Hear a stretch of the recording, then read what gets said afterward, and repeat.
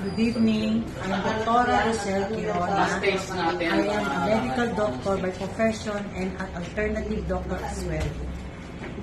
I had a stroke secondary to COVID last September last year, and this time I can move my left hand because I'm taking Immuking. I consume 2 bottles of this Immuking. I'm taking it 2 capsules 4 times a day. 2 capsules 4 times a day? 2 capsules 4 times a day. It depends on the severity or chronicity of your disease. Ano bang naramdaman mo before, Doc?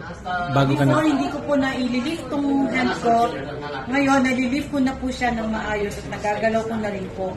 And before, pag nag-step po ako sa stairs, hindi ako makapag-change ng left foot from right foot, at this time nagagawa ko na po. And tumaas din po yung aking immune system and yung cognitive function ng brain, ay nakikita ko na rin po na may improvement. Before, mas madalas ako nagkakaroon ng pagkakamalimutin or sinasabi natin na Alzheimer's, pero dementia, pero ngayon po ay nabawasan na po yun.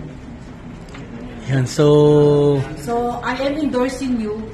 I'm endorsing Immuking na it can help all chronic diseases na makarecover sa normal, because ito po, meron po siyang stem cell na nagre-repair ng mga serum cells at nagre-regenerate ng mga new cells.